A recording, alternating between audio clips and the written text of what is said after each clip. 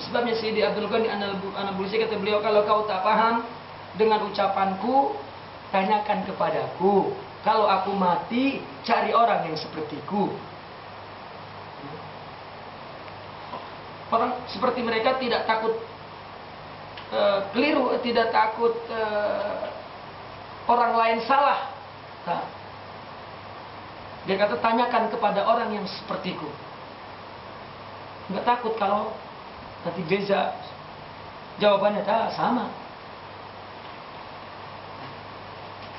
Sana, karena makrifat itu begitu luas. Orang jika masuk ke situ akan melihat dengan apa sesuatu yang sama dilihat. Kalau persoalan zahir mungkin tanyakan kepada orang yang alim, mungkin aja berbeda pandangan. Tapi dalam rohanita, maka tasawuf tak ada mazhab. Mazhabnya Allah. Kalau zahir boleh berbeda berbeda lughah. Baiknya ini baik tab'id, la ini baik ilsaq. Secara lughah ini maknanya am, la ini kul, ini juz, ini.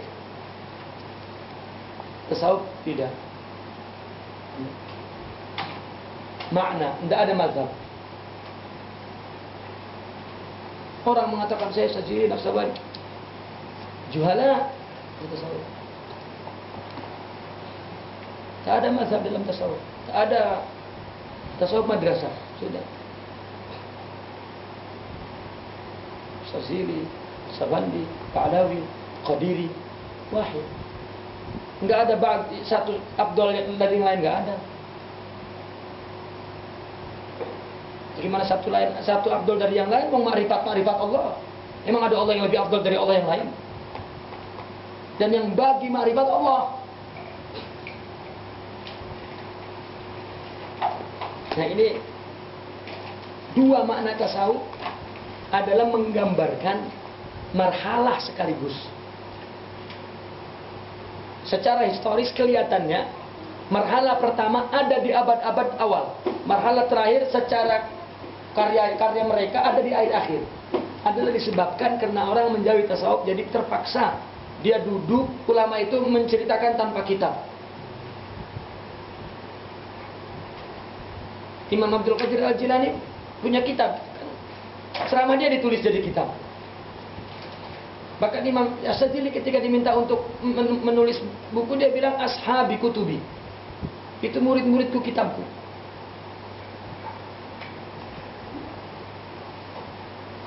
Tetapi sebagai ilmu kita kenal. Ini makna tasawuf.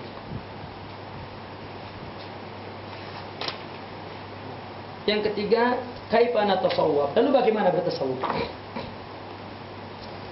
Setelah kita tasawuf adalah barnamij. Tasawuf adalah manhaj. Berarti tasawuf punya madrasah yang terjadi di dalamnya mempraktikkan barnamij itu dalam membersihkan diri dan meluruskan penyimpangan. Berarti kalau sudah ada madrasah, ada mabahis raisi yang dibincangkan tasawuf secara pokok itu apa? Yang harus kita ketahui. Berarti kalau ada mabhas, ada manhaj. Bagaimana seorang syaikh di madrasah itu kepada muridnya? Apa metode dia untuk menjalankan murid? Setelah dibincangkan pokok pembahasannya, bagaimana untuk melakukan manhaj ini, program ini. Nah, jika ada berarti ada marahil, berarti ada tahapan-tahapan. Kalau orang sakit pun kan ada tahapan sebut tahapan. Fal nabda minal ilmi wal amal bi, kita mulai dari ilmunya baru mengamalkannya. Nanti kita mendapatkan hikmah. Kita mulai dari bidayah, dari awal, linasila ila nihaya.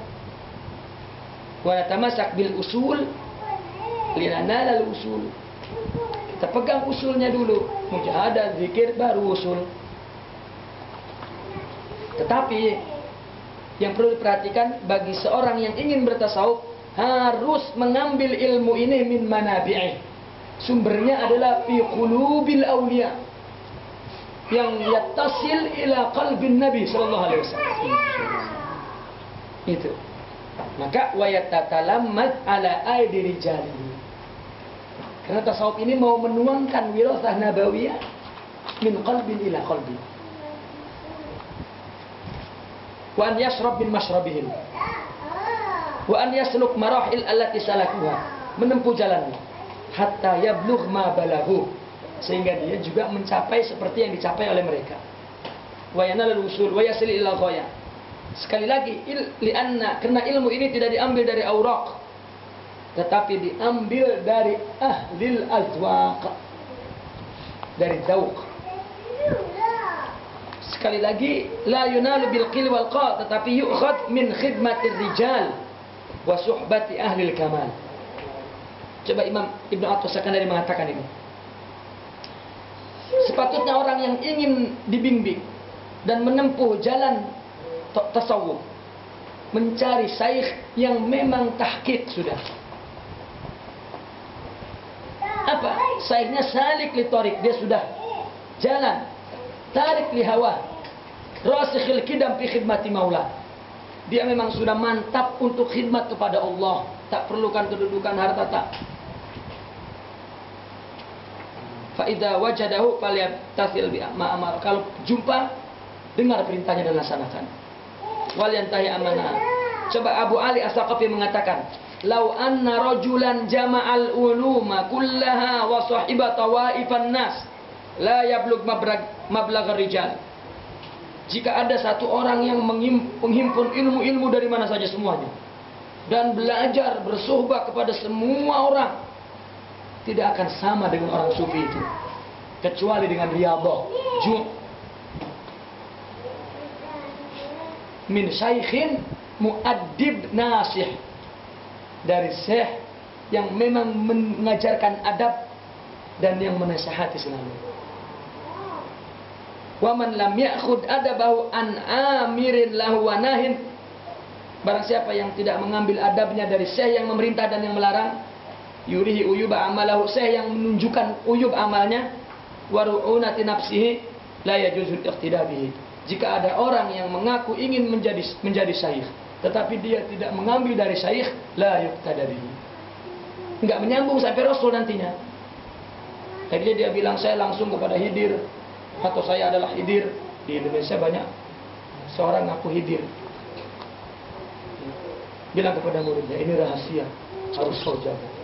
Aku adalah Hidir yang dilahirkan dari ibu biasa.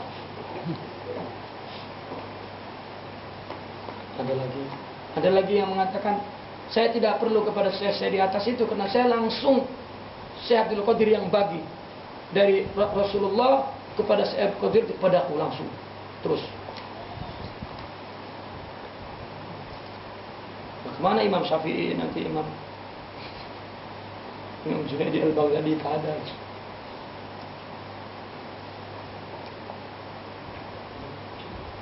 Hada huwa tasawuf alladhi nuridu.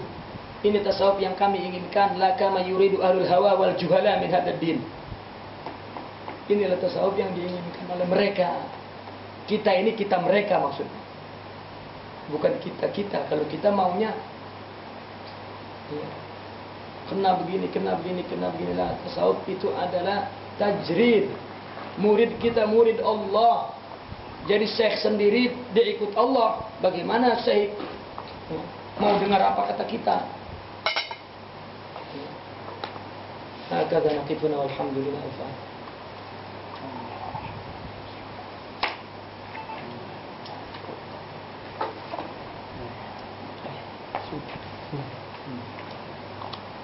Ini kita baca satu hari satu pasal selama ada di sini. Jadi perlu 5 hari lah. Satu hari satu pasal. Ini kan satu pasal sudah kan. Setiap malam. Boleh, terserah mau malam mau pagi mau. كيف يعني لا فاسنا ليش عشان بعضهم في شغل أفضل.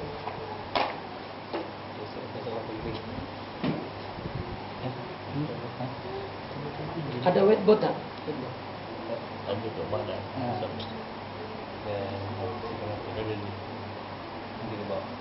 Untuk lebih cepat, maksudnya kalau dikasih whiteboard kan cakap sekali tengok skema, tapi kalau ini kena ulang-ulang waktu.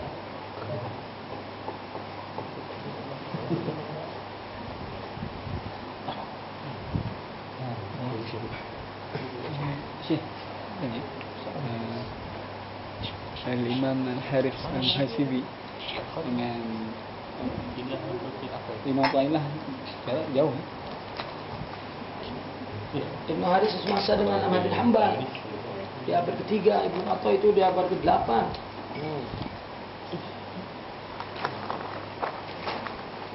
Gaib dia salah. Salah. Makalah. Hatta Imam Ahmad bin Hanbal tak suka kepada Imam Haris karena dia belajar filsafat. Begitu zuhudnya Imam Ahmad. Kau jangan hadir majlis apa? Haris gitu. Nanti kau syirik. Padahal dia dinamakan juga muhasibi. Dia mengintrospeksi dirinya sampai menangis. Dia duduk di satu majlis saya cakap tentang uyub insan, semua dia menangis. Karena dia kata, apa yang dibincangkan uyub itu saya semua. Kalau kita lain, kalau dibincangkan uyub, itu orang lain bukan kita. Makanya dikasih nama muhasib. Digelari. Karena tiap-tiap dengar nasihat dia menangis. Ketika ditanya, itu akulah macam itu.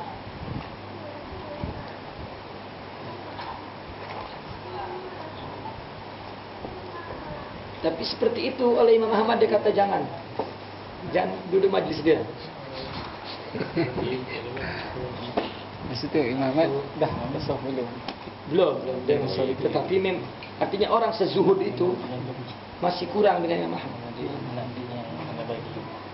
Di zaman tu lah, di mana-mana. Tetapi Imam Ahmad pun menangis lagi di majlis sufi. Bukan majlis. Dia menangis di majlis sufi. Ada orang adukan datang kepada Imam Ahmad, ya Imam itu orang sufi, dia menyanyi-nyanyi macam orang gila, kau nasihatkanlah dia. Imam Ahmad tanya, apa yang dia katakan dalam nasyidnya itu? Apa nasyidnya? Rupanya nasyidnya itu adalah, aku bertampil soleh di depan orang, sementara Allah tahu apa semua yang sebenarnya, bagaimana aku bisa bersembunyi dari Allah, itu macam itu nasibnya. Jadi ditanya apa yang dia katakan, dia ucapkan, dia lantunkan nasib itu, maknanya macam tadi. Nah, akhirnya coba lagi, diulang lagi 2 kali, lagi 3 kali. Imam Ahmad berdiri dan masuk ke dalam kamar sambil melantunkan qasidah itu berulang-ulang dan menangis. Sambil pintunya digabungkan, kok buat buruk dia menangis sampai kedengaran nahbahu. Orang yang mengadukan itu bengong. Pantas orang sufi pun begitu pun. Fadhal Habib.